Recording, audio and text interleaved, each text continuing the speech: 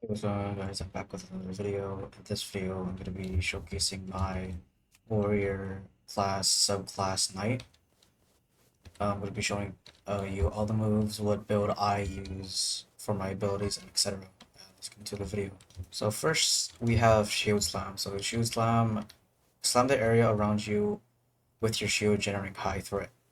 What is threat? So basically, what threat is your aggressiveness or your aggro to the boss or to enemies.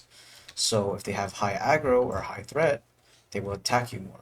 So when you're attacking bosses or tanking for like a group of people, you want shield slam to, pull high threat from the mobs.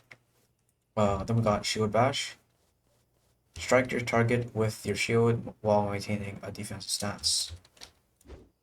So this is the variant of your first build, Slashing Strike, I think. This is the quote-unquote Knight variant. It's pretty okay. It basically makes you block while you also attack, which is nice. Shield Crush is also another shield move.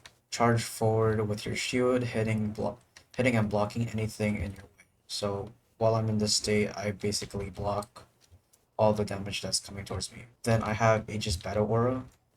This basically gives me a 207.1 HP damage shield. So when I have this around me, I will take damage for 207.1 HP. Then we got Iron Will. Iron Will is only good for when you have to pet out or you have people in your party. So while active, you absorb a portion of the damage taken by nearby party members within a certain range. So this is pretty good with like big bosses like fighting Spider Queen or Dire Bear. A passive feature that we have as a knight is Fortress. When using a shield skill that causes you to block, you cannot be guard broken. So let's go ahead and fight this guy. Let's get high. So if I use shield crash, my my posture was 99, as you can see, and it didn't posture rate me. So that's the feature about Fortress. We have also Exhaust. Exhaust your posture to acquire temporary damage reduction. So the more posture you have, the more damage reduction you have. So if you have like 99 posture, then this number will be like 50, I think. Around 50 if it was 99 posture right there. So moves, you want to remember what moves to block. So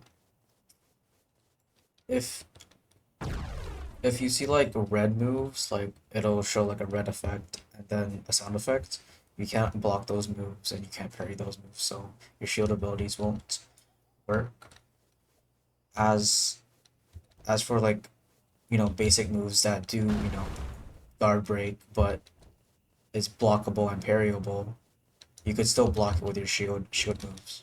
I would have Mortal Strike instead of Shield Bash because Mortal Strike actually increases the amount of damage that mobs take and also reduce their healing. So I would either have Mortal Strike or Shield Bash, but I prefer having Shield Bash because of the extra shield skill.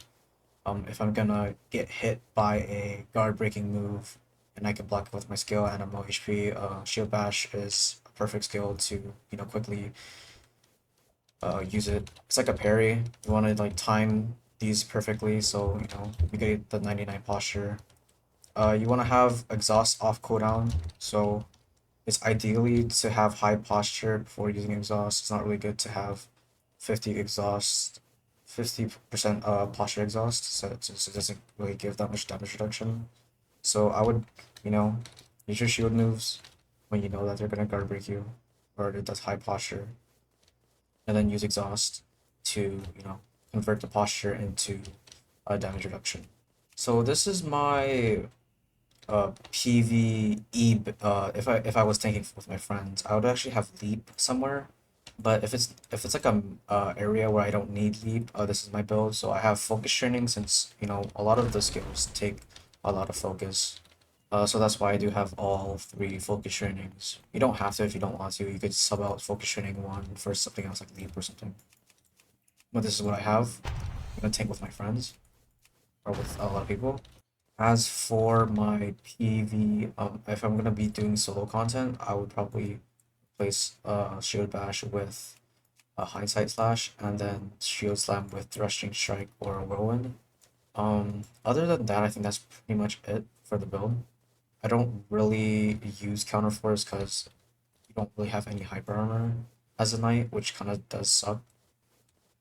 I also, as you can see, I don't use Shield Slam because I won't be needing threats since I'm gonna be the only person, fighting other mobs. I'm gonna be solo progressing, right?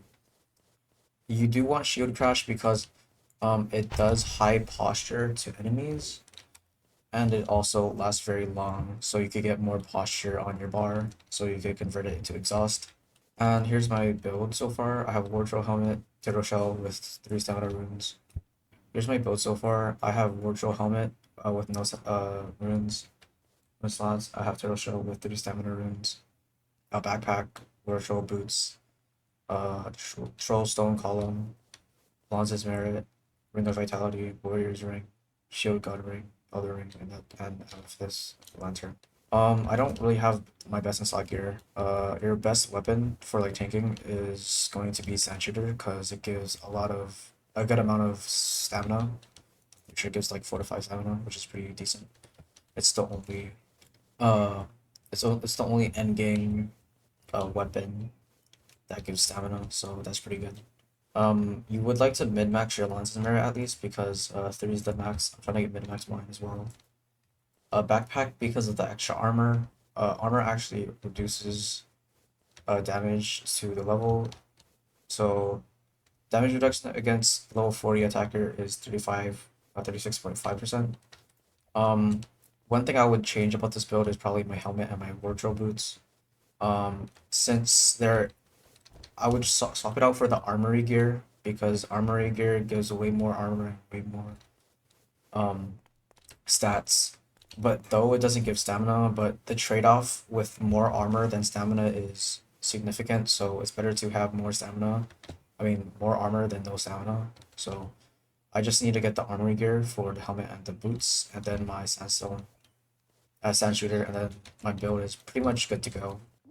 If you want to, do some damage as a tank, I would suggest going Human Berserker because as a berserker, heal back the you heal while you do a damage, which is really nice, and you have a lot of hyper armor, so Shield God Ring is really good for damage reduction, and also um, if you're a human, you also get 15% damage increase and also 15 damage reduction if you're under 50% HP, so that's really, really good. So that's it for the video. I hope you have a good one. If you have any questions, feel free to leave them down in the comment section below. Also, make sure to join my Discord server. I just made one. Make sure to join to know when I post my live streams and my videos. And yeah, have a good one.